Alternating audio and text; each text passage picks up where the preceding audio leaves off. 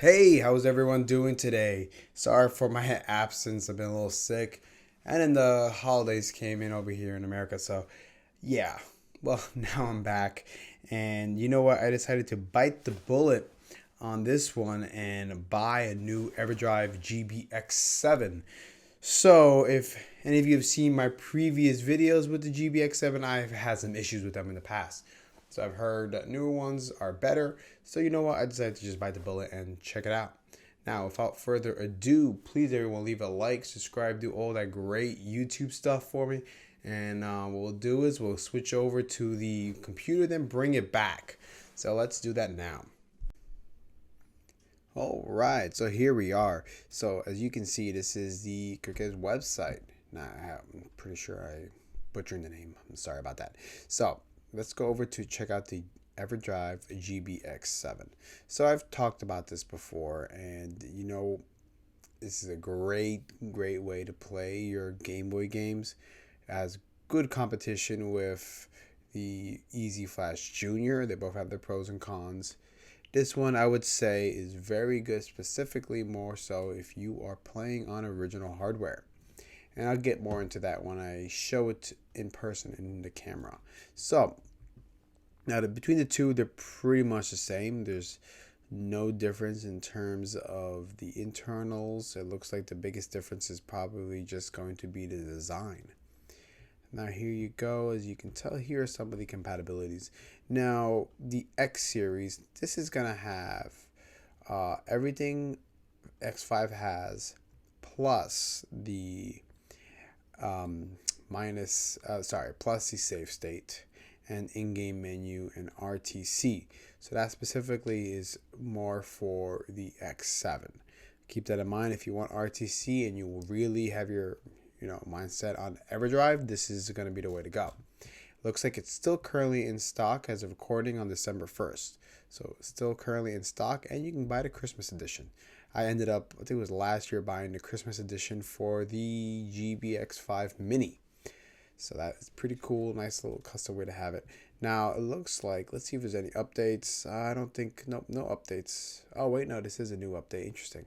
Maybe I'll check it out and see if anything has changed on that one. So, but that's about it.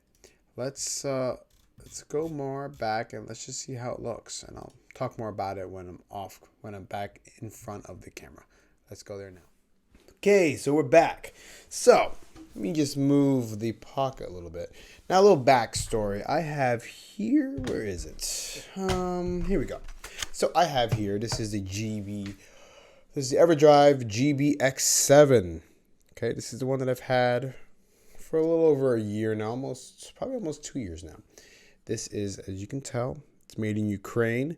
It's EverDrive GB model 17 revision C. Looks like it's February 20th, 2018. Now, this is, and I believe that's the date it was revised. Meaning the motherboard on the inside. And here I have the one that I received the other day. This is same EverDrive GB X7. There are some differences to let everyone know. There are some differences. Now, usually to get the save state on, and then the in-game menu on this one, you had to press the center. You'll see right here. Let me zoom in a little bit. Right there. See this little pin here? This, you press it, and then it would take you to the menu. Also allow you to do save states and bring you back to the main menu itself.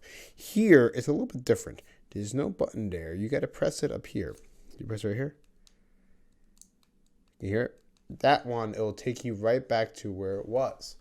So here we go. That is honestly the biggest difference off the bat. In the cartridge, for example, here it says game.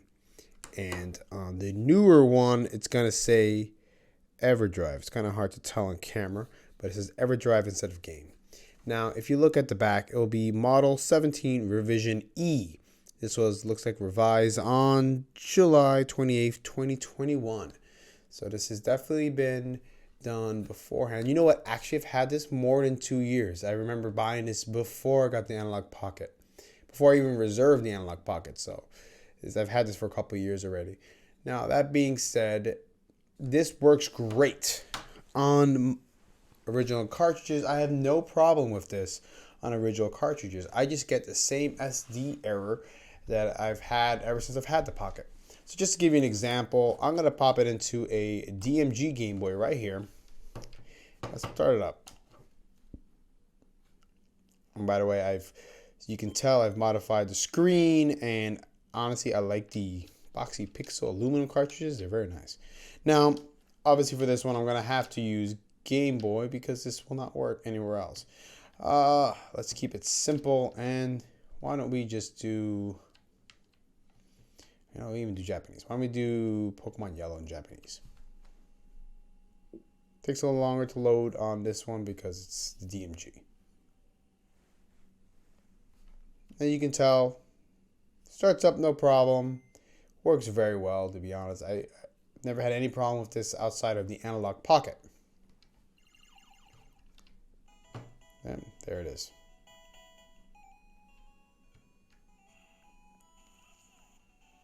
No problem. Nothing. It's fine here. This might be an English hack, I see, considering it's talking in English. Very interesting. But, so that being said, here you go. And if you wanted to press the in-game menu, you just press it. And there you go. The save state. Options. And load the save state. No problem. None whatsoever. So, now if we move this over to the Analogue Pocket, let's just bring this over. Let's quit from my logo. Let's put it in. Now this will also start no problem either. This doesn't have any issues starting up.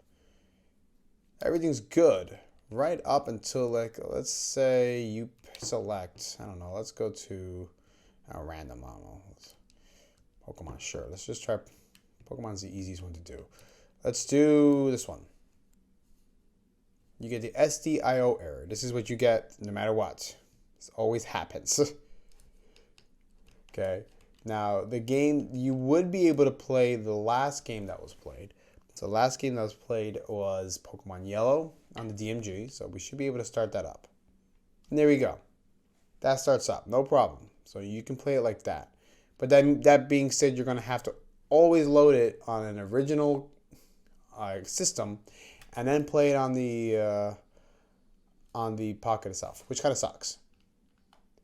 There are some other stuff you could do. I've heard soldering some pins together works. That's a lot to do, and especially for people who are novice to this. And it's also, this is not a cheap system. This is $130 US, and I don't know how people would feel about soldering some pins together to make it work.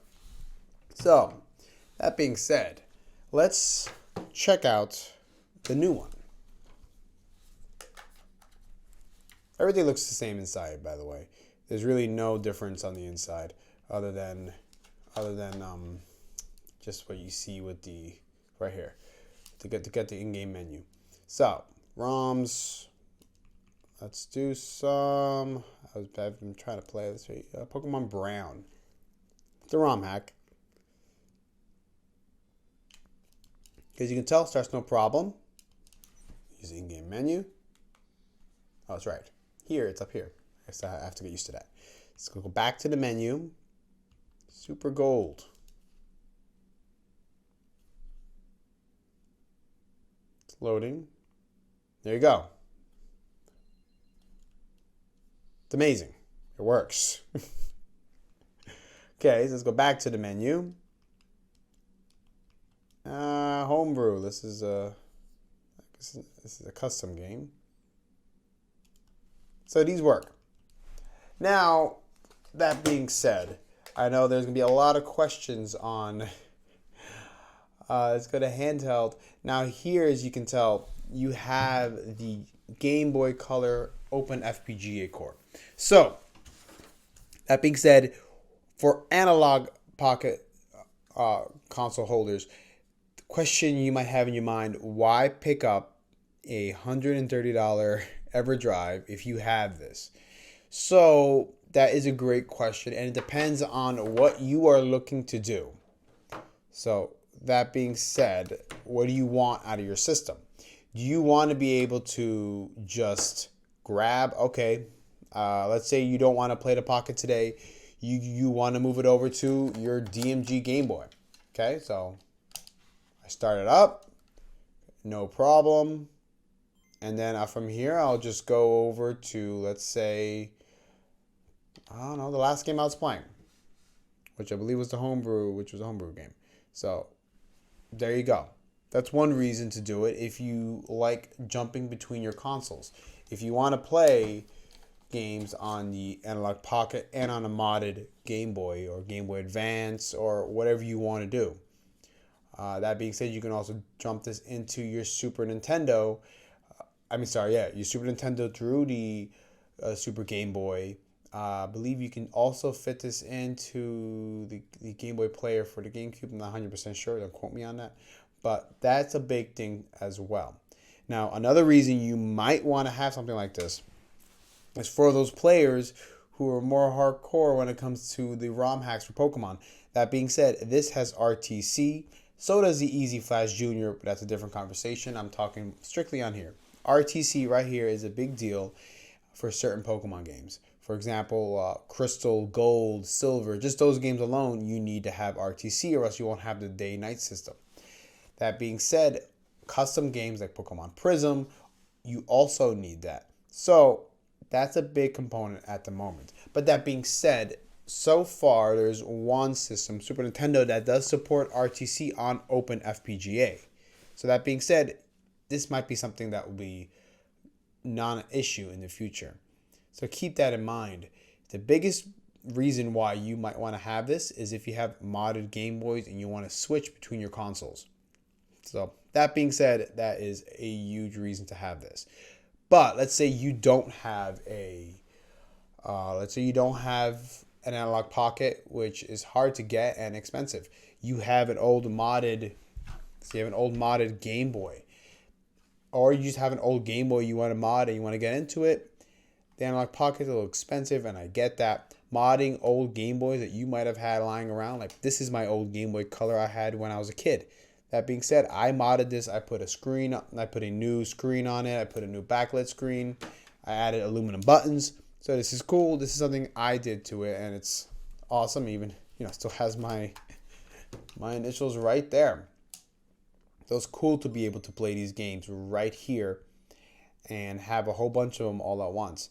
In this day and age where everything is easily accessible, you have your smartphone that can do 1,000 different things compared to early 2000s when you just had a phone to make phone calls and you had an iPod to just listen to music. So I understand the reasons why people might want to have all their stuff in one. So keep that in mind. These are great if you're going to be playing. If you're going to be playing on original consoles, or if you want at all, if you're going to be playing on an original console, or if you want to switch back and forth between the Pocket itself.